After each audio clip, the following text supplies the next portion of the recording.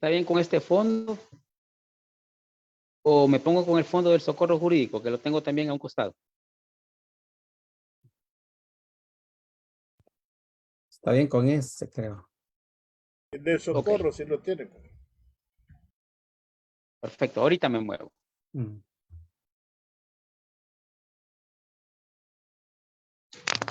El del socorro quiere.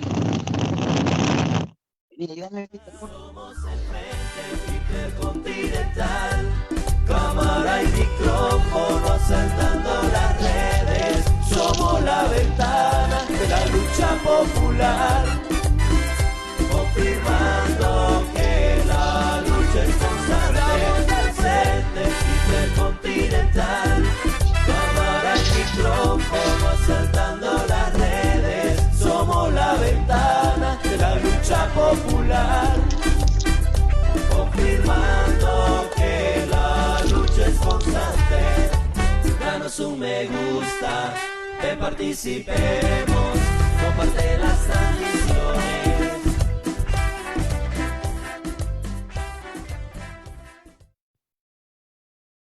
Un saludo para todos los compañeros que se están conectando, que se van a reconectar, digamos, después de que nos siguieron en el primer conversatorio que tuvimos, que fue muy interesante.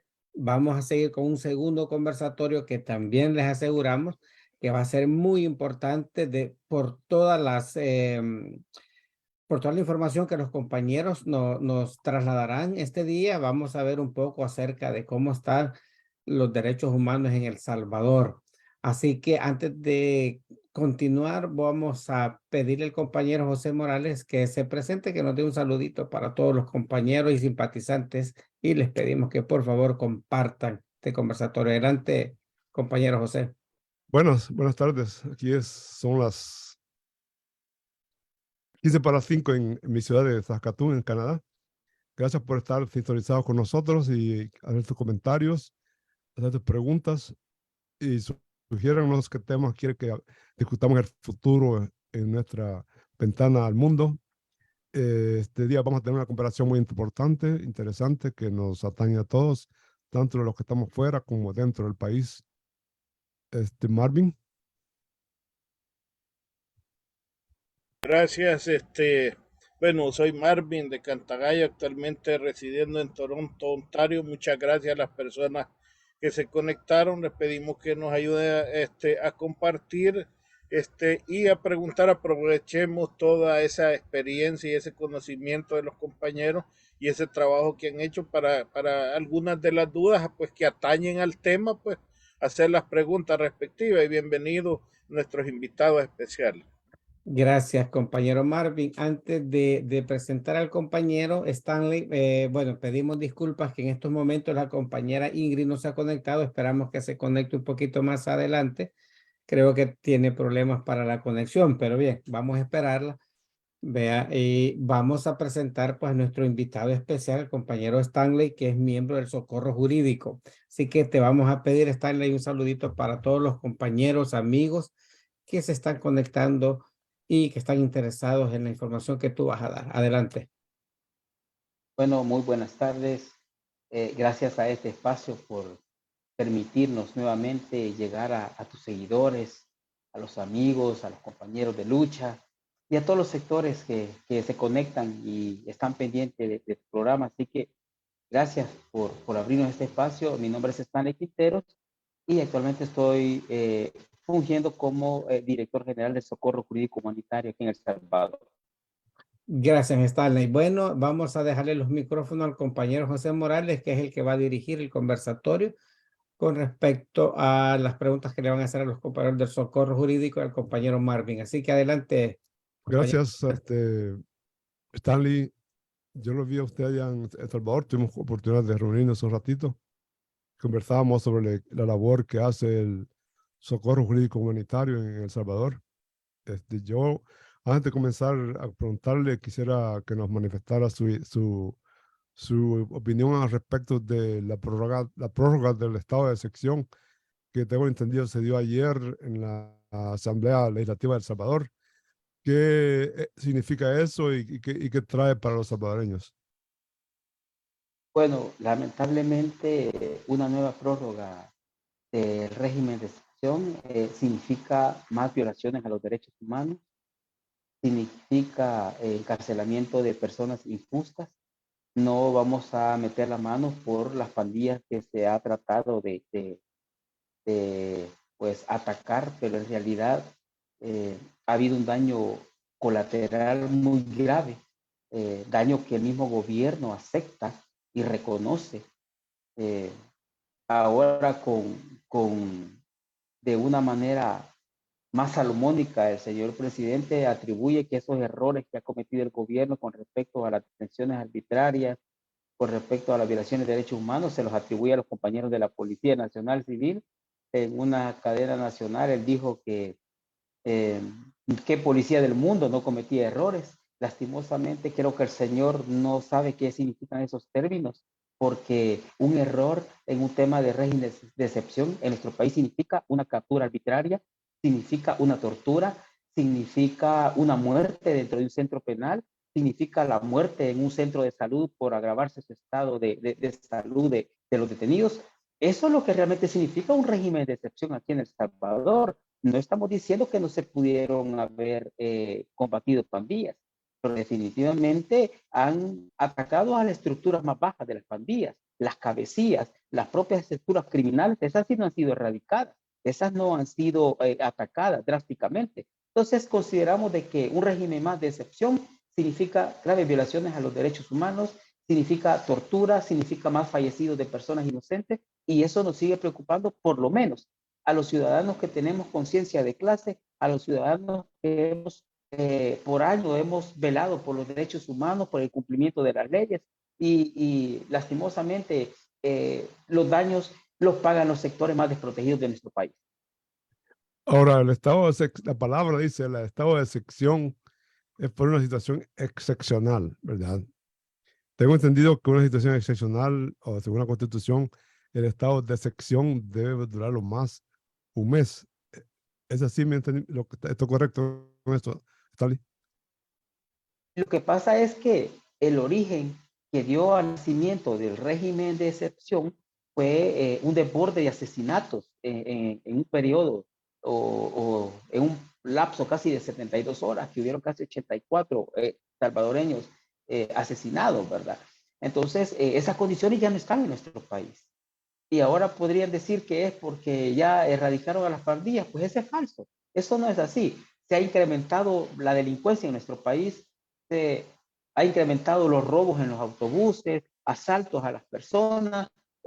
Trataron de combatir un mal, pero potenciaron otras enfermedades. Y realmente las condiciones que dieron el inicio a la primera aprobación del régimen de excepción ya no están en el país.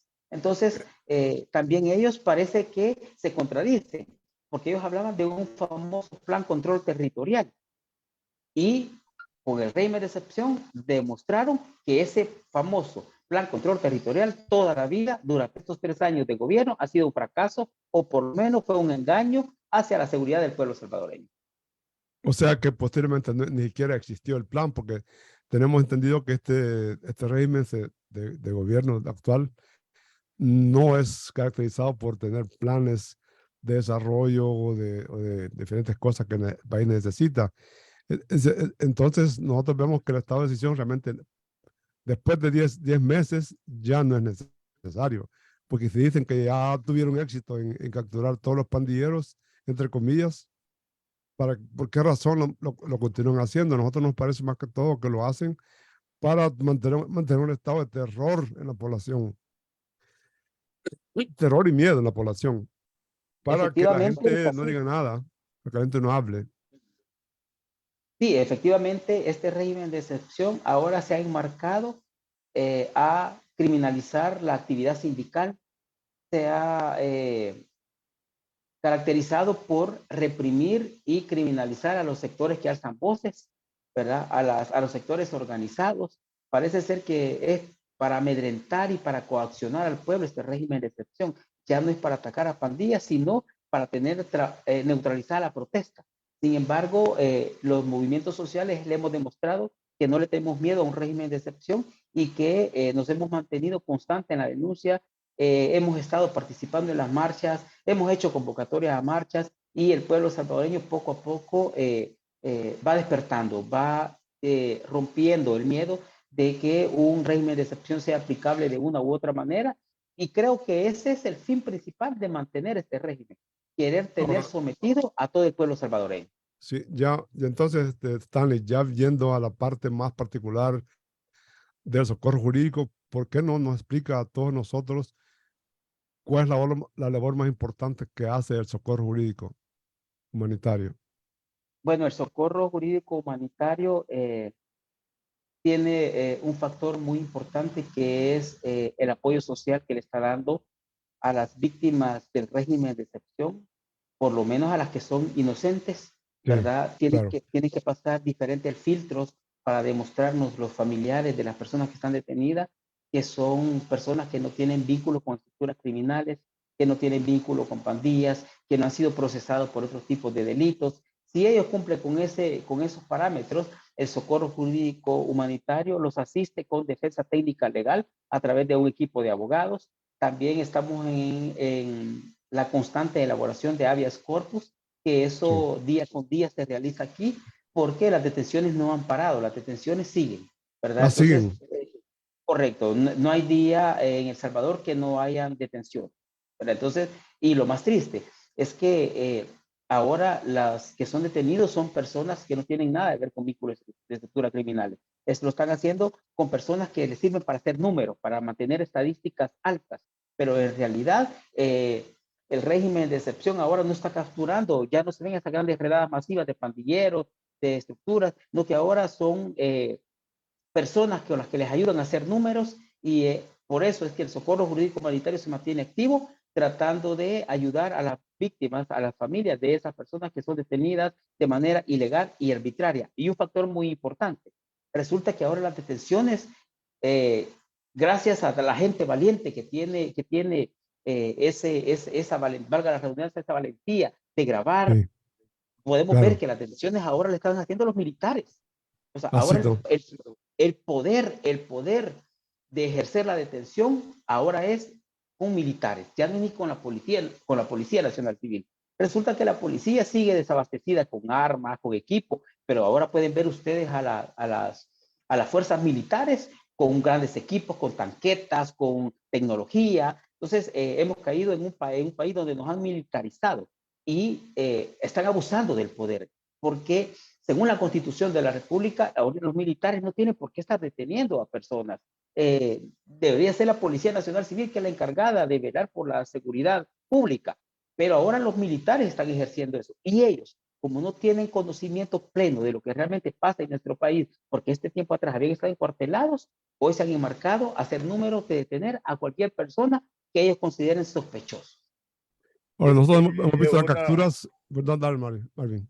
no, solo quiero, yo quiero felicitarlos y realmente reconocer toda esa labor, porque yo me recuerdo, Joaquín, ¿te acordás? En las 70, 80, que hubo una necesidad de un socorro jurídico del arzobispado, pues porque no había, estábamos indefensos y el abogado que se ponía a defenderlo tildaba Te mataban. inmediatamente de comunista y aparte de que digamos, en la ley lo que dice es que el Estado debería proveer de un abogado de oficio a quien no tenga fondos, pero sabemos que esa es una falacia, ni hay, No. están 40, 50, 60 personas y el juez solo dicta, dicen. Entonces, realmente queremos expresar nuestra admiración por esa gran labor que están haciendo ustedes, pues, ¿verdad? Ante la gente, pues, inocente, que no tiene ni recursos, ni quien los defienda. Quisiéramos saber un poco, a mí me gustaría para que los salvadoreños que vivimos fuera entendamos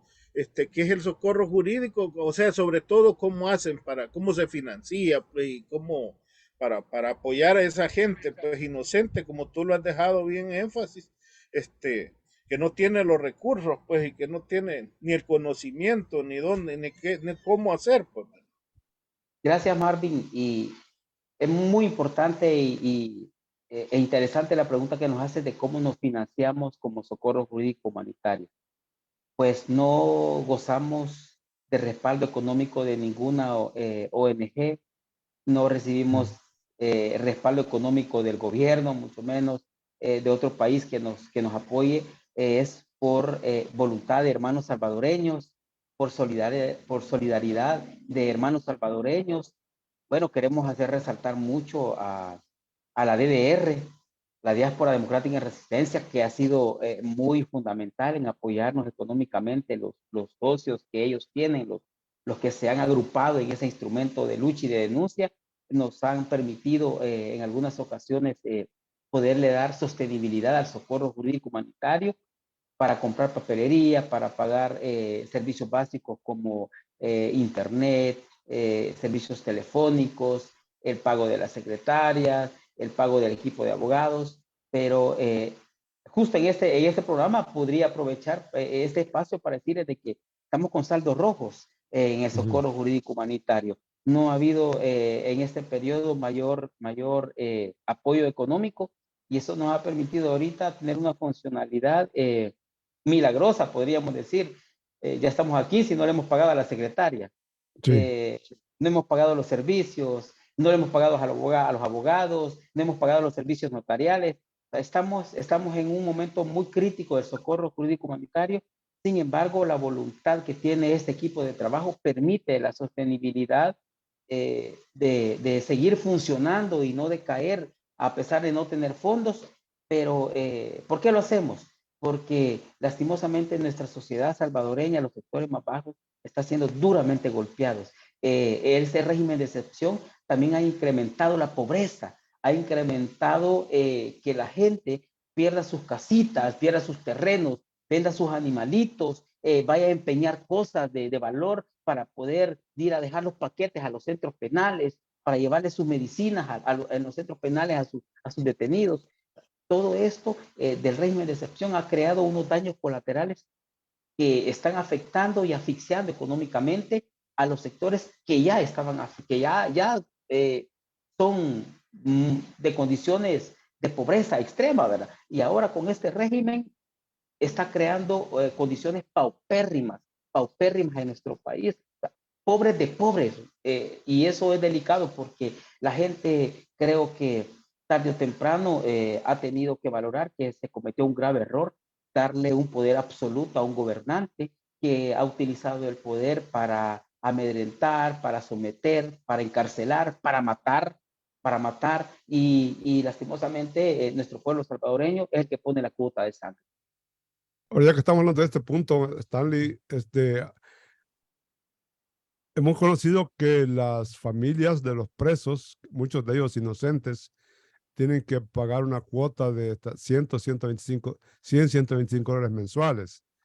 Y que hay familias que tienen 4, 5, 6 familiares presos y que no pueden cubrir esas cuotas que les pide el régimen. ¿Nos puede explicar sobre eso, por favor, Stanley?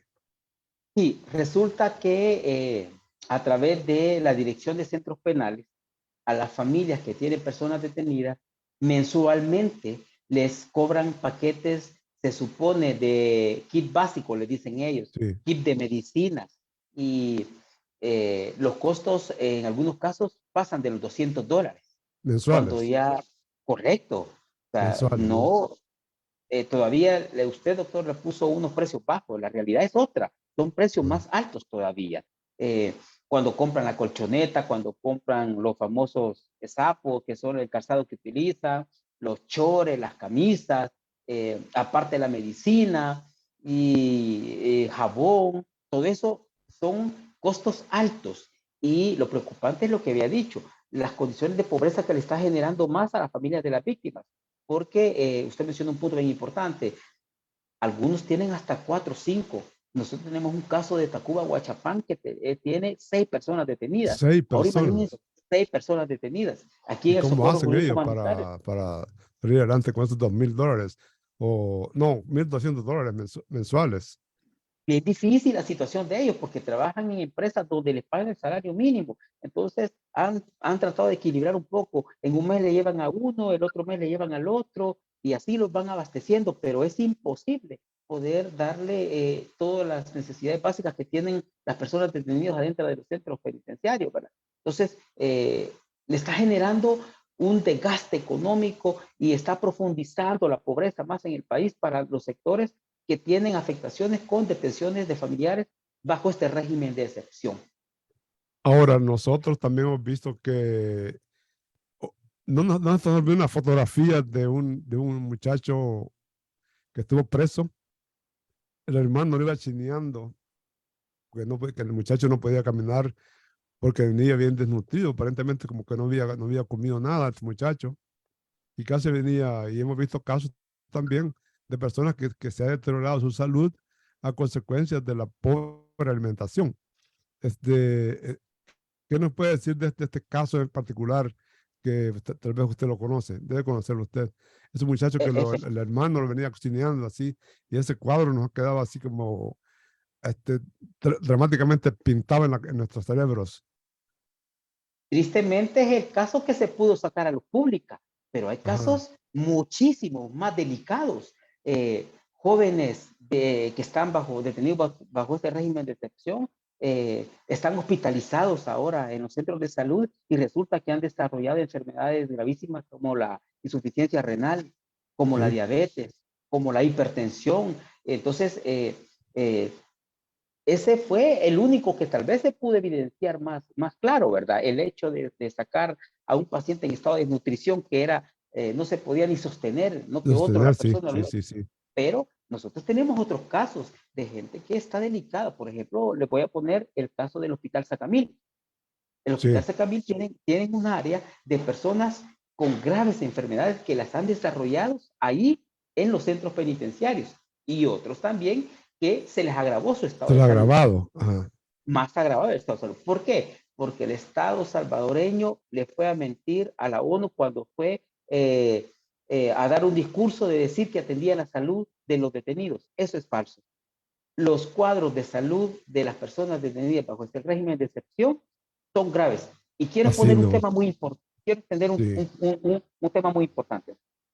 Resulta que los afectados bajo este agravio de la salud, bajo esta afectación de que se desarrollen Sí. enfermedades, son las personas inocentes del régimen de excepción, porque los pandilleros de una u otra manera ya aprendieron a sobrevivir bajo ese esquema carcelario. Ellos ya saben Sí, cómo sí, claro. tratarse las enfermedades, ellos ya saben Claro. cómo sobrevivir, ya saben lo que tienen que hacer. Es más, ellos tienen el control de los centros penales.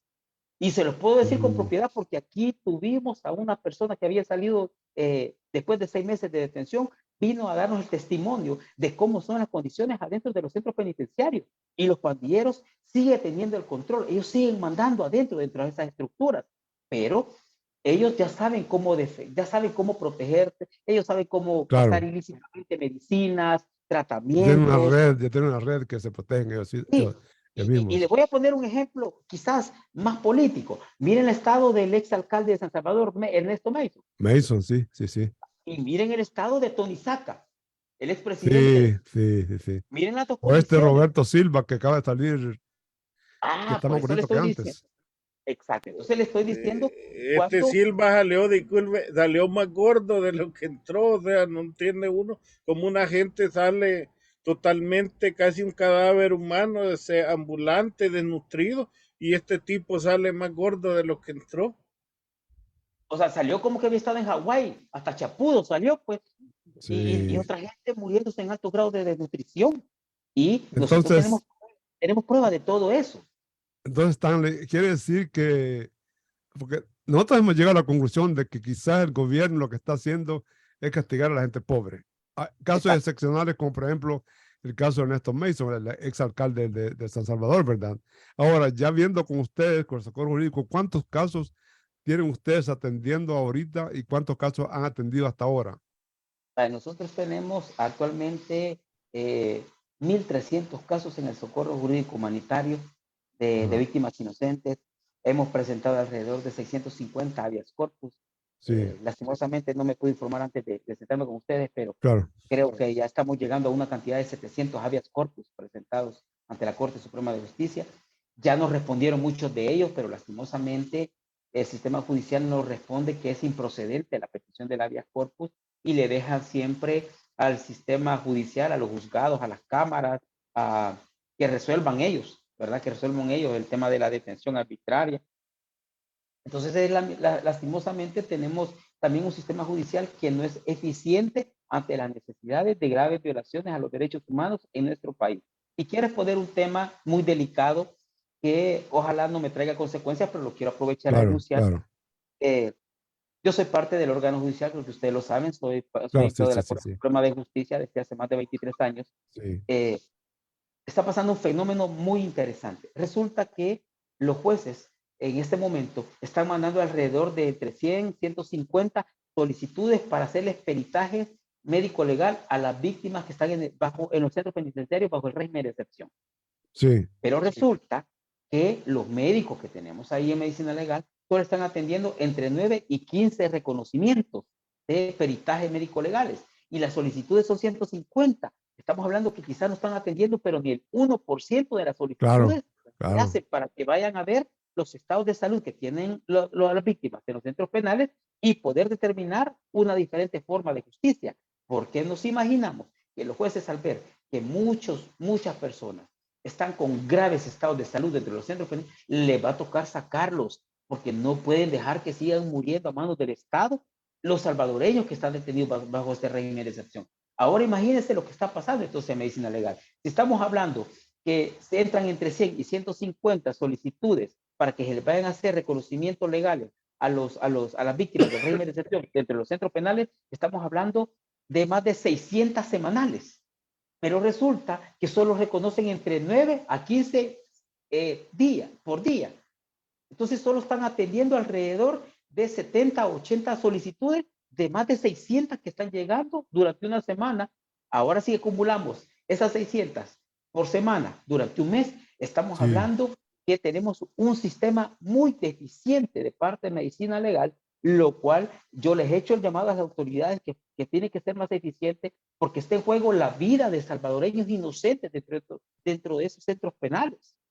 Bueno, aquí en el exterior hemos sabido noticias de que hay casi más de 100 fallecidos, que la mayor parte de ellos inocentes, que han fallecido bajo la custodia del Estado en las cárceles. Y con este dato que nos da usted, la potencialidad de que haya muchos más fallecidos se incrementa, porque si solo están viendo 1% de los, o un porcentaje tan pocos de los que tienen que ser examinados y todo, pues eso no necesita solo unos 3, 4 médicos, se necesita un montón de médicos. Por Y además supuesto. se necesitan enfermeras, etcétera. O sea, es todo un sistema de atención médica y sanitaria a los pacientes o a los presos que nunca se estuvo preparado para hacer eso. Yo creo que como este régimen de la presidencia de la República es un régimen que improvisa mucho, no tiene planes, nunca pensó que iba a tener la cantidad de exigencias de necesidad de presos inocentes que tienen necesidad de atención médica o de diagnósticos médicos y están abandonados y están en peligro de muerte. Eso nos preocupa a nosotros. Yo en particular, que soy médico, no me gustaría que muchos compañeros míos salvadoreñas fallezcan, ya lo han hecho. Varios de ellos y ellas han fallecido en las cárceles. ¿Cuántos han fallecido más o menos, Stanley? Como 100, ¿verdad? Algo así. Teníamos un conteo de más de 100 fallecidos, pero con eso de que han ocultado la información, que no permiten el acceso a la información, que ahora en los centros de salud se maneja de manera muy reservada los controles de fallecidos, nosotros creemos que podemos estar hablando del doble de fallecidos. De Estamos hablando de 200 por, fallecidos. así es, Y porque hemos sabido también, Stanley, perdone que lo interrumpa, hemos sabido que algunos han fallecido y ni siquiera han tenido la gentileza y la humanidad de avisar a las familias. Lo entierran los en van a fosas dejar a fosas comunes. comunes. Por eso ya es la tortura mayor, ocultar el cadáver de alguien realmente. Y ahora, en lo particular del trabajo de ustedes, ¿usted nos podría decir algunos casos así dramáticos que ustedes han atendido? Sí, bueno, aquí en el socorro jurídico humanitario tenemos muchos casos delicadísimos, eh, Delicados. sí, delicados, donde hemos tenido personas que nos vienen a denunciar la primera vez la detención de un primer hijo, ¿verdad? Sí, Como a los 2 meses vienen a denunciar que ya le capturaron el segundo hijo. un mes después vienen también a denunciarnos que ya le capturaron el tercer hijo y que la mamá, al ver esa situación que están pasando con sus hijos, entran con un estado de salud, con derrames faciales. Depresión, sí, claro. Claro, claro. Bueno, y en eso el socorro jurídico humanitario también ha jugado un papel importante. Aquí se da atención médica. Aquí Sí. hemos tenido colaboración de amigos médicos que nos regalan medicamentos. También tenemos amigos solidarios, tenemos unos doctores que ellos gratuitamente dan la consulta y en muchas ocasiones de la bolsa de ellos sale para comprar la medicina de la persona que atienden y que necesita tratamiento como vitamina, como inyecciones, todas esas cosas. Aquí el socorro jurídico humanitario tal vez no lo ha jugado al 100% por el tema recursos, pero sí también se está haciendo ese papel de inclusive darle tratamiento psicológico a las personas, de darle ayuda psicológica, ya que la moral se les ha afectado tanto su estado anímico, que aquí una psicóloga que nos viene a ayudar, que es Paulita Pay, nos da ese servicio de tratamiento psicológico a las víctimas para ayudarles a apaciguar esa grave crisis emocional que están viviendo, que los hace tener derrames faciales, que en algunos casos les ha paralizado la mitad de su cuerpo. Todos esos casos aquí los tenemos y no, el Estado no puede decir que es falso porque tenemos las pruebas suficientes para desenmascarar lo que realmente está pasando con personas inocentes detenidas bajo este régimen de excepción. Pero el daño colateral lo siguen pagando los familiares de esta víctima. Entonces, para que lo entendamos todos, primero los capturan sin ninguna causa justificada porque no son delincuentes. Segundo, los meten a la cárcel sin ninguna protección sanitaria. Tercero, tienen los familiares que pagar 100, 200 dólares mensuales y son más de 4, 5, 6 hijos o hijas, tienen que pagar, digamos, el equivalente a 500, 600 dólares, 1.200 dólares mensuales para cosas que el Estado debe proveer. Y además, que es lo más grave también, las familias están sufriendo enormemente porque tengo entendido que muchos de estos muchachos, hijos e hijas, han sido también el sustento de la familia. ¿Eso está pasando así también, Stanley? Sí, aquí tenemos casos de personas, adultos mayores que han tenido una grave afectación, donde nos dicen, mire, me detuvieron a mi hijo y él era el sustento o sea, él me proveía a mí, él me daba mis frijolitos, mi arroz, o sea, él pagaba los servicios básicos de energía, de agua, y ahora que lo tengo capturado, dígame cómo voy a hacer. Y nosotros quisiéramos hacer mayores cosas, pero nuestras limitaciones económicas no nos permiten darle cobertura hasta esa afectación que está teniendo el adulto mayor. Y un fenómeno muy, muy importante. Los efectos más graves surgen en las mujeres que les está tocando jugar un papel muy importante, aparte de ser la mujer víctima, les toca jugar el papel ya de padre de familia, de proveer el hogar. Créame que la situación es delicadísima y nosotros tenemos las pruebas necesarias y suficientes para demostrar que las graves afectaciones se están dando en nuestros niños, en nuestros adultos mayores, en nuestras mujeres, pero también en la juventud, que ahora tiene miedo ir a un centro escolar. Y aunque digan que hay soldados alrededor, ese es el temor ahora, el temor al soldado, el temor al policía. Si usted va a ver ahora afuera de los centros penales, dentro de los centros escolares, yo ya voy a tomar fotografías porque ahora los padres van a esperar a sus hijos afuera de los centros escolares para tratar de no permitir que sean detenidos por los militares y por los policías. O sea que ahora el temor ya no son las pandillas, sino que el temor ahora son los militares y los policías, que en cualquier momento pueden detener por sospecha a cualquier joven. Entonces también hay una grave afectación a nuestra juventud. Psicológicamente tienen temor, se sienten amenazados constantemente y acosados con el hecho de ver un policía afuera de un centro escolar. No es que esté garantizando seguridad, también puede actuar y detener a un joven y eso al joven le afecta emocionalmente. Claro, queremos darle la bienvenida a Ingrid, que se acaba de incorporar a la conversación.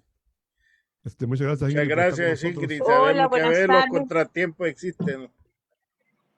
Ahora, compañeros, buenas tardes, ¿me escuchan? Sí, le escuchamos muy bien. Lo escuchamos muy van bien. a disculpar que he tenido problemas de conexión. He tratado como por más de 40 minutos y no me podía conectar, pero aquí estoy, por supuesto, todavía puedo aportar en algo a la orden. No hay problema, estamos discutiendo con Stanley las consecuencias en el estado de salud mental en el estado de pobreza que se agrava con tener estos presos inocentes en las cárceles.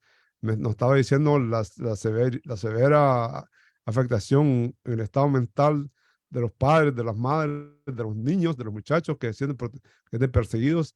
Además, estamos hablando de cómo muchos de estos presos que son inocentes son o han sido siempre los que han sostenido digamos, la familia.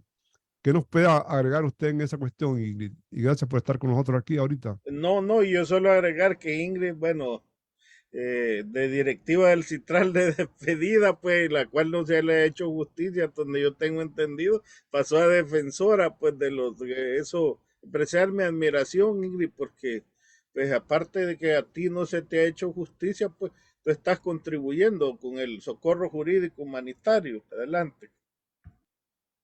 Muchas gracias, Marvin. Muchas gracias.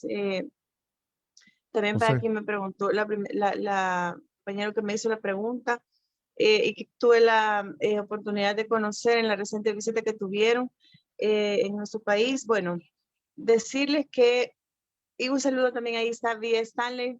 Perdón, Stanley, que ingresé tarde, pero aquí estamos ya. Compañero del Socorro Jurídico, nuestro coordinador. Bueno, definitivamente el impacto al nivel psicológico de las personas, especialmente familiares de víctimas inocentes del régimen de excepción, es grande. Y nosotros como Socorro Jurídico Humanitario, tomando en cuenta que somos o tenemos un equipo, digamos, multidisciplinario en el cual hay también psicólogos y psicólogas especialistas, sabemos de primera mano y con base, digamos, científica, la enorme afectación principalmente de aquellos grupos vulnerables. Hablamos de niños, niñas, adolescentes y mujeres. ¿Por qué? Por ejemplo, en mi caso del socorro jurídico, cuando nos hemos desplazado para comunidades, caseríos, como por decirle un ejemplo, que es como un punto de honor para nosotros y pues lo hemos tomado como un caso muy propio, ¿verdad? Que es el caso de Tacuba, donde hay 12 niños y niñas. Nuestra Sí, psicóloga, por sí, ejemplo, para no ser ella muy invasiva con los niños y preguntarles cómo te ha dañado el régimen de excepción, sabiendo que los niños tienen sus padres y madres presos, ¿verdad? sí, claro. Entonces ella lo hace de otra manera y les dice, dibujen, les dice.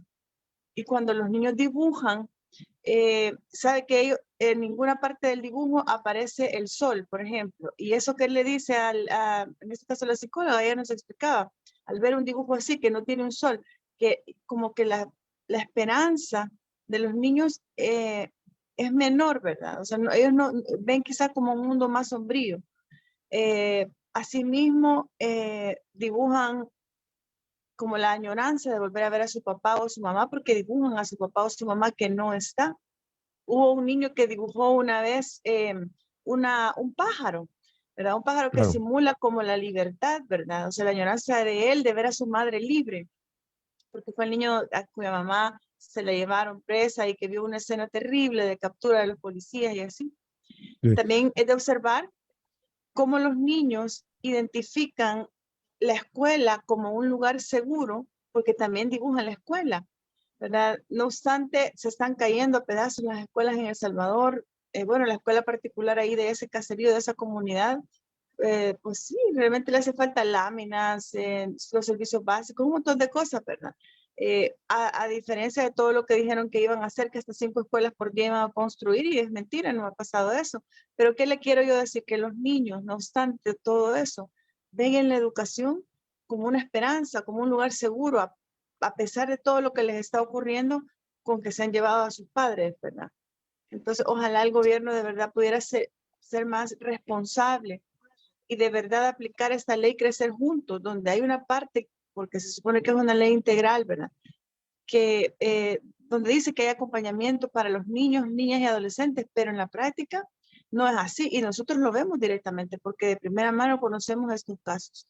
Las mujeres de igual manera, una grave afectación para ellas porque recuérdense que nosotras las mujeres definitivamente, aparte de que tenemos un trabajo formal, las que logramos tener un trabajo formal, aparte de eso tenemos una responsabilidad que 24/7, 365 días a la semana, ser Claro. madres de familia.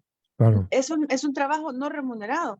amas Sí. de casa, madre de familias, tenemos que estar al cuidado de los hijos, etcétera. Y encima de que tenemos esa responsabilidad, que es un rol cultural quizás en nuestro país, en el que cae más que todo en nosotras, cuido, guarda de los hijos, ama de casa. Encima de eso, no remunerado, ahora a las mujeres que les han capturado a sus esposos, a compañeros de vida, les toca también buscar la economía de la familia, buscar la canasta básica, todo lo necesario, porque el esposo está preso, que era el único, en el caso de esta Tacuba que yo les digo, eran todos agricultores, y aquí es Todos Stanley que pueda, agricultores. todos agricultores.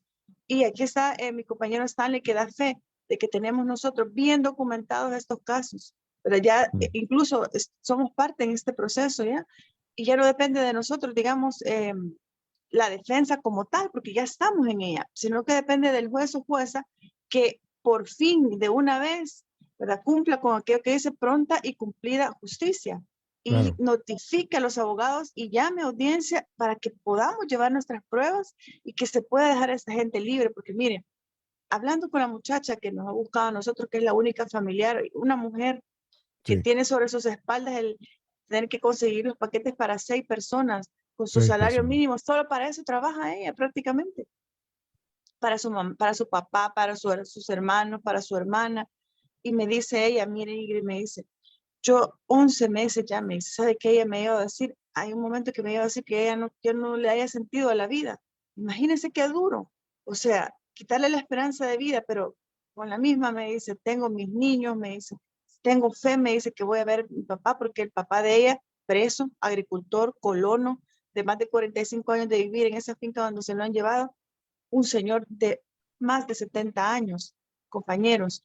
Sí. O sea, que no tenía absolutamente nada que ver con pandillas. Mire, cuando nosotros vemos este caso, o sea, el señor, un trabajador de toda su vida, el mismo dueño de la finca, haya dado cartas a vida y por haber de que el señor nada que ver, o sea, es una persona trabajadora, agricultor, pues, nada de tatuado jamás, nunca ha estado preso por ningún motivo, los antecedentes completamente limpios, un señor, Sí. pues, que con un ejemplo de vida emulable y preso, y ahora, ¿sabe? Lo peor, que ella me dice, con todos los casos que han pasado, viendo todas las enfermedades que lleva su papá y que no ha recibido ninguna respuesta por casi ya un año. Dice, quizás mi papá, me dice, ya está en una fosa común, dice ella. Y llora y Sí. llama y viera qué duro, o sea, es duro. Y eso el gobierno, en su infinita prepotencia, Bukele, los diputados, los administradores de justicia, yo me pregunto, ¿será que no tienen corazón? ¿Será que no tienen conciencia? O sea, que no les importa por el poder enfermo, están enfermos de poder y no les importa para nada el sufrimiento de la gente inocente. Entonces, bueno, como socorro jurídico, humanitario, con todas las dificultades, porque ya les habrá comentado Stanley también que nosotros, mire, pues sí, la verdad que se nos pone cuesta arriba por un montón de razones, ¿verdad? Pero a pesar de todo, estamos siempre dándole seguimiento a estos casos, tratando de ayudarle a la gente sigue siendo capturada, las familias siguen sufriendo y, y bueno, esperamos en Dios poder seguirles ayudando y en el caso de las afectaciones psicológicas también, bueno, nuestros compañeros están en eso trabajando y a la gente que llega a buscarnos, pues también se le trata de darle una salida en ese aspecto. Y como mujer le digo, es duro ver que la mayor afectación, como siempre en nuestro país, ha sido para las mujeres. Nuestras usuarias son un 80% mujeres, madres Claro. que tienen sus hijos encarcelados, esposas, hermanas, hijas. Y bueno, no queda más que solidarizarnos con ellas, ayudarle a las personas inocentes hasta que logremos la justicia, ¿verdad? Tan deseada, Nosotros compañero.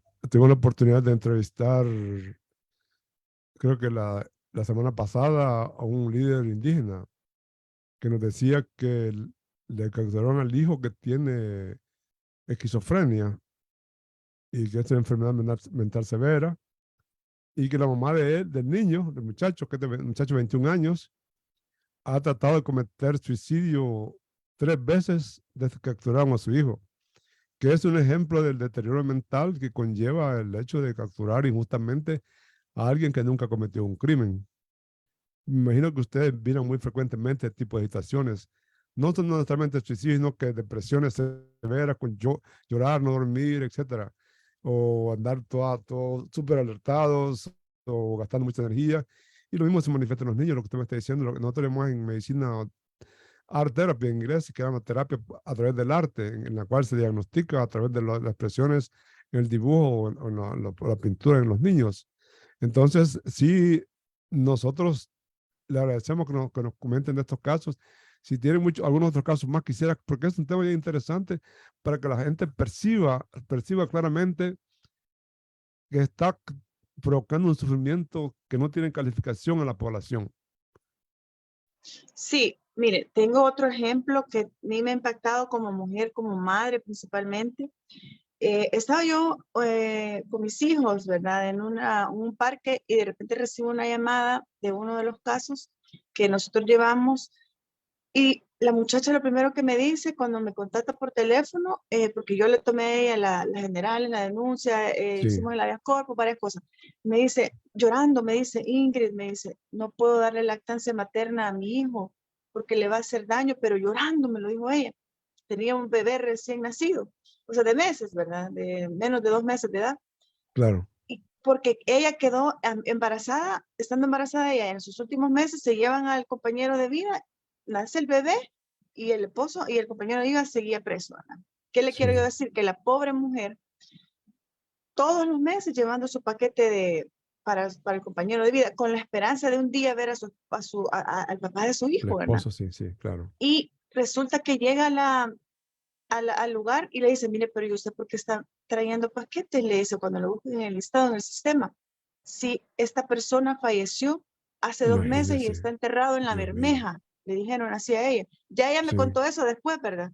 O sea, en el recurso de la llamada, mire, yo francamente le digo, cuando ella me dice eso a mí, o sea, yo me pongo a pensar, yo como madre que he dado lactancia materna, ¿verdad? Porque soy claro, muy, o sea, sí, yo sí, sí, soy muy creyente de ese proceso de la lactancia materna.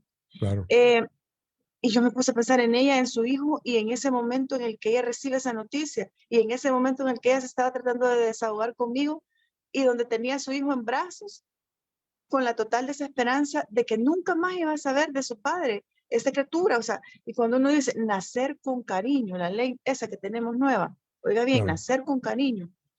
¿Cómo nació con cariño esta criatura? Su madre embarazada con la angustia de que el papá de su hijo no iba a saber, o sea, de él no sabía más que estaba preso, siendo inocente, porque un hombre inocente, mire, trabajador de maquila, no tatuado, antecedentes limpios, o sea, un ejemplo, otro ejemplo claro de injusticia.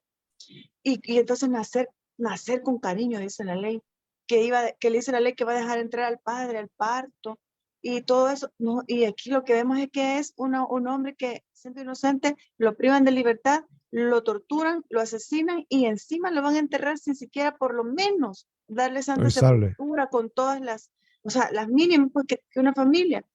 Y luego viene esta criatura, recibe el sufrimiento en el vientre materno, recibe el sufrimiento a la hora del proceso de lactancia materna. O sea, el trauma, imagínense, o sea, no parece que, no, pero es que esta bebé nunca va a saber. No, ustedes que son, ¿verdad? Usted, doctor, sabe sí, de esto. sí. Los psicólogos nos dicen también, o sea, ese es un claro ejemplo, este es uno de miles.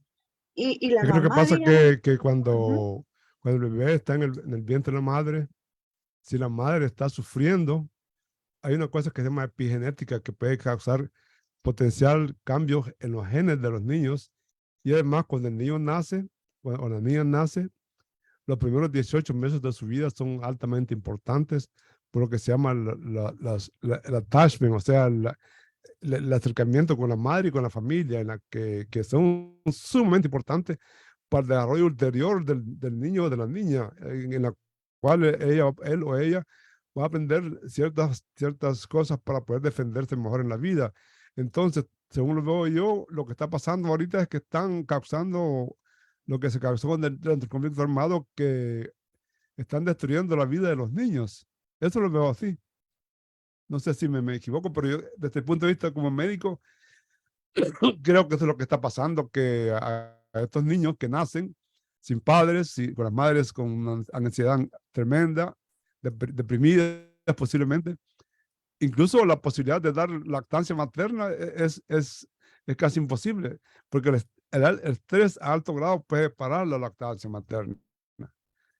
Y como usted sabe, la lactancia materna es sumamente importante para los niños y para las niñas, porque la madre les puede transmitir sustancias que les permiten tener defensas contra estas específicas enfermedades.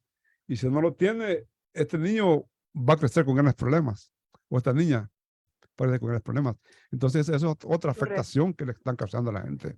No, y yo quería agregar el impacto social, bueno, porque la represión y el costo de vida disparado, pues digo, la canasta básica familiar disparado, eso no hay fuentes de empleo, eso genera un ambiente en una sociedad que, digamos, no todo, pero que básicamente machista, genera más violencia intrafamiliar, pues contra los hijos, por lo general de la esposa, su pareja, etcétera, etcétera, todas esas secuelas psicológicas que se están generando en una sociedad como la nuestra, pues francamente es diríamos casi que una bomba de tiempo, pues, ¿verdad? Y va a tener sus consecuencias a mediano y a largo plazo, pero también queremos que las personas de que vivimos fuera entiendan cómo también, o sea, esa labor de ustedes, cómo poder involucrarnos y ayudar de alguna manera a socorro jurídico, pues también que nos den allí unas notas o cómo podemos hacer, porque pues sí, me imagino que el dinero a ustedes siempre no les alcanza, pues para tantos casos que hay que atender y que socorrer, pues. Correcto, Marvin y doctor. Fíjense que, bueno, es una pregunta tan oportuna, especialmente en este momento, y aquí está nuestro coordinador general. Miren, nosotros, esto es un voluntariado, ¿verdad? Es un voluntariado. No obstante, pues para poder lograr, por ejemplo, una defensa técnica correcta, la misma elaboración de un habeas corpus, o sea, es todo un proceso que requiere primero instalaciones, una secretaria por lo menos, la compañera encargada de comunicaciones, por supuesto, papelería, tinta, el pago de abogados, porque tenemos, si bien es cierto, abogados en lo voluntario, ¿verdad? Que no cobran, pero ni un centavo, que mi respeto, por ejemplo, el licenciado Rosales, columnista del diario de hoy, pero además es el compañero o el jurídico nuestro que elabora todo el proceso de habeas corpus y que está dándole seguimiento y que ahí está todos los días, que no nos cobran ni un centavo, pero hay otros abogados que obviamente, pues, es mínimo lo que nos cobran para todo el trabajo que hacen, pero tenemos que pagarlo. Igual tenemos servicio de notario, que solo ahí son, mire, solo en eso, $300 mensuales, en fin. Nosotros calculamos que por lo menos necesitamos $2,700 mensuales para funcionar, digamos, normalmente, ¿verdad? Entonces, pues ahí andamos siempre a rebusca. Yo le digo, está el compañero Stanley, que por lo general él de su bolsillo pone, ¿verdad? Para poder sacar adelante algunas cosas. Entonces, o sea, sé que hay gente que pudiera echarnos la mano, por decirle un ejemplo, nos dice, miren, yo puedo darles tal vez pagando las líneas telefónicas del socorro jurídico mensualmente, ¿verdad? Que son $45 de la línea celular, porque tenemos ahí el WhatsApp, y si no me equivoco, 35 de la línea fija. Sería súper fantástico, por lo menos mientras conseguimos como un financiamiento más formal, digamos. Igualmente, si nos dicen, mire, yo pudiera colaborar tal vez para ayudarle a pagar a la muchacha que les ayuda con lo administrativo, la secretaria, que yo le digo es una chica que mi respeto para ella, porque hay veces pues no le pagamos, o sea, estamos hasta 10, 12 días porque no hemos logrado conseguir para su salario, pero ella sigue, ¿verdad? A pesar de todo, y que es un salario, compañeros, que si acaso $300 mensuales, y ella está ahí de 8 a 5 de lunes a sábado. Entonces, por ejemplo, es otro ejemplo, ¿verdad? Ya no digamos el caso de los abogados privados, que solo en ellos son $800 mensuales, que es nada, le puedo decir, porque mire, solo un proceso privado de un abogado anda costando entre $3,000 y $5,000 el régimen de excepción, y ellos no llevan pues una cantidad de procesos, ¿no? Entonces, ahí con la ayuda solidaria de personas, amigas, amigos, ahí hemos ido saliendo, ¿verdad? Pero les digo, ahorita estamos en saldo rojo, así que si nos pudieran echar la mano en ese sentido, o también con el apoyo de papelería, tinta, porque eso lo gastamos tanto, agua para la gente que llega, o sea, miren, viene tan lejos las personas y a veces no, así les digo, hay unos que ni para el bus tienen, y toca pues ver de cómo les damos hasta para eso también, o alguna galletita, un café, todo eso implica recursos, ¿verdad? Entonces, pues ahí estamos, nuestros canales para comunicarse, puede ser a través de ustedes o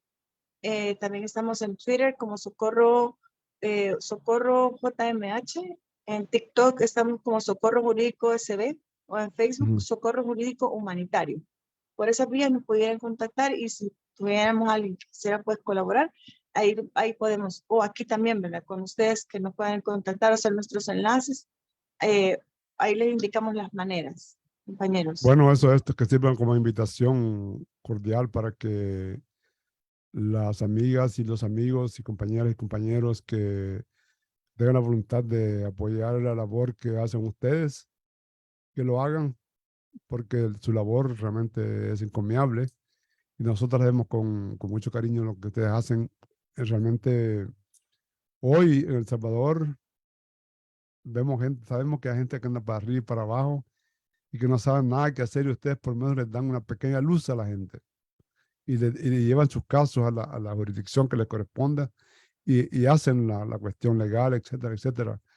Ya tenemos aquí prácticamente unos 5 minutos más para terminar el programa. Sí, no, y yo Voy quiero a agregarle que darle, la labor que ellos hacen, que quede claro, aquí lo dijo Stan y Ingrid nos ha hecho el favor de decirlo, es gente que pasa por un filtro, o sea, gente inocente y sin recursos, la que ellos están auxiliando en el socorro jurídico, que para que quede claro el punto, pues, ¿verdad?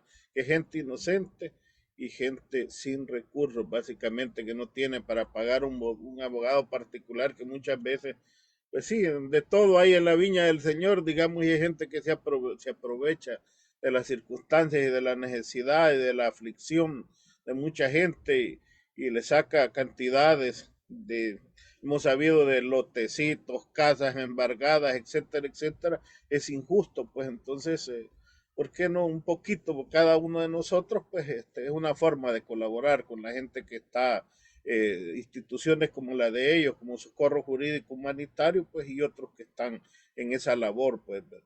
le quiero pedir a Stanley que nos haga ese llamado y luego que lo haga Ingrid para ir terminando ya el programa. Nosotros quisiéramos que no sea esta, pues ya hemos estado con ustedes antes y continuemos en este diálogo constructivo con respecto a lo que está pasando en nuestra población en El Salvador. Stanley, para que nos diga, haga el Sí, llamado para que nos ayuden los compañeros y compañeros y que nos escuchen y nos ven en este programa. Gracias. sí, bueno, antes de finalizar el programa, agradecerles a ustedes por permitirnos concientizar a los hermanos salvadoreños, a los compatriotas en el exterior, para hacerles entender que $1 que nos regalen es $1 para una víctima inocente de este régimen de excepción. Aquí no los cobramos fotocopias porque hemos tenido la triste realidad que hay gente que nos dice, mire, no ando los 35 centavos para ir a ampliar mi DUI, que me le pueden sacar copia. Aquí le damos ese servicio nosotros. Sí. Hay gente que necesita una certificación notarial que afuera le puede costar $10, no sé cuánto les puede cobrar un abogado por muy barato, pero si no andan ni para el pasaje, ¿cómo van a andar para pagar una certificación notarial? Aquí nos traen los documentos, las copias y nuestros notarios las certifican. Todo el servicio que damos es completamente gratis.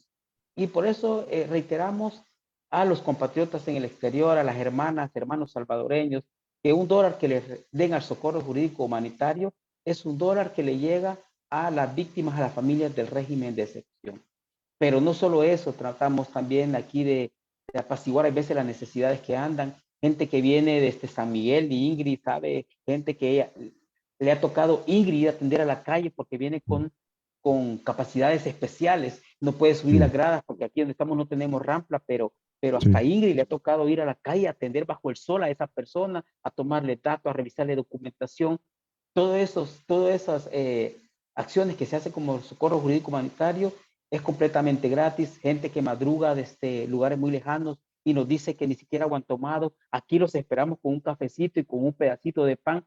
Todo lo que ustedes nos dan como socorro jurídico humanitario, se los retribuimos a las familias de las víctimas de este régimen de excepción. Así que hacemos el llamado a que nos ayuden a darle sostenibilidad a este instrumento social que está velando por tratar de tutelar y llegar a la justicia de las víctimas inocentes de este régimen de excepción, tratar de tutelar derechos humanos, que lastimosamente nuestras instituciones son fallidas aquí en el país. Tenemos una procuraduría que no sirve para nada, tenemos una procuraduría general que no sirve para nada, tenemos una Fiscalía General de la República que no hace bien su papel. Entonces, como Socorro Jurídico Humanitario, estamos tratando de ayudar realmente a las víctimas, de darle la asesoría legal correspondiente, de tratar de orientarlos qué documentos necesitan, qué arraigos se necesitan, cuál es la orientación para seguir y tratar de buscar la justicia de sus familiares.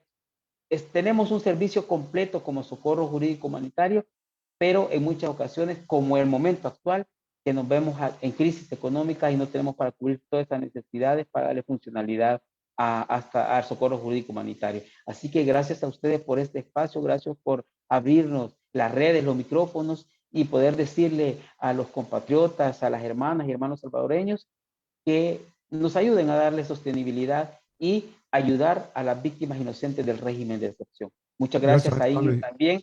Ingrid, por A favor.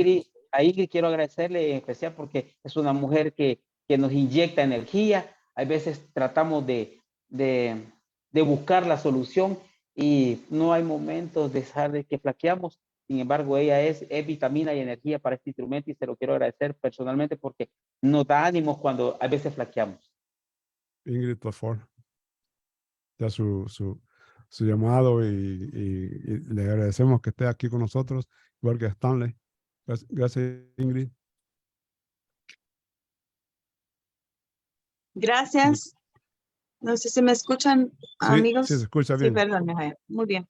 No, gracias, Stanley, por sus palabras. Igualmente, créame que hay veces ya también, pues, por un montón de razones uno quisiera tirar la toalla cuando se ve frente a tanta injusticia y parece uno que es tan pequeño ante tanto, ¿verdad? Pero con la misma, compañeros como Stanley, como ustedes que nos ayudan con estos espacios, pues nos damos ánimos y bueno, seguimos adelante.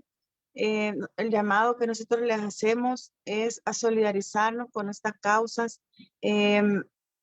a acompañar a las víctimas de la forma en que podamos hacerlo, ¿verdad? Nosotros Sí, desde la claro. institución como Socorro Jurídico, pero si ustedes pueden ayudar en otras formas para poder llegar hasta estas víctimas del régimen de excepción, pues Dios lo ve, ¿verdad? Y la vida también, o sea, uno no sé, pero esas energías de cuando ayuda, la vida también se lo recompensa.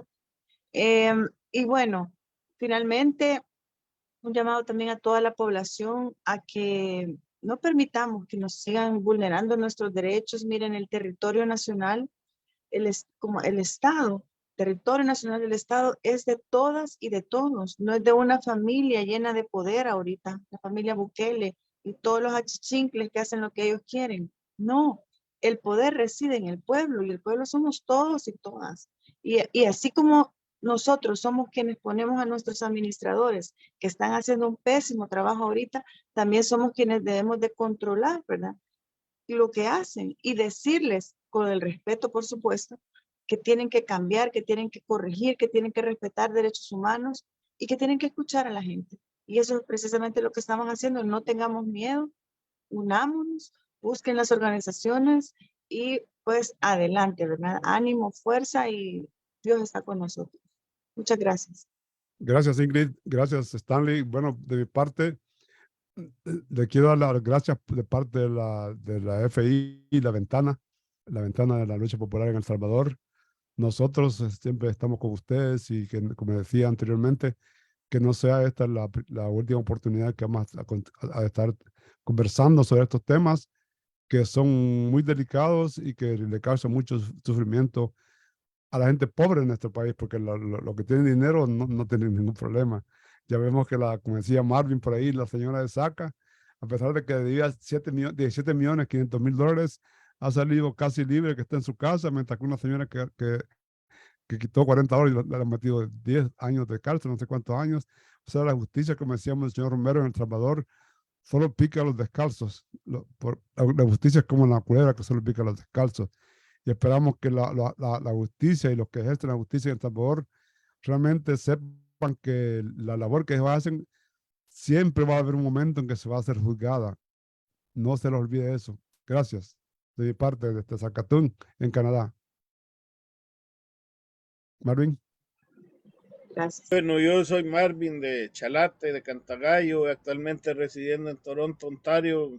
Muchas gracias, Ingrid, muchas gracias, Stanley, pues doctor Morales y el compañero Daniel, y gracias a las personas que se conectaron. Y miren, 10 pesos, 20 pesos, 5 dólares, como dicen los compañeros, ¿verdad? Busquen los sitios del socorro jurídico, colaboremos un poquito, aunque sea, ¿verdad? 1000 salvadoreños que nos solidaricemos de los que vivimos fuera, aunque sea con poquito, ya es una ayuda, pues, ¿verdad?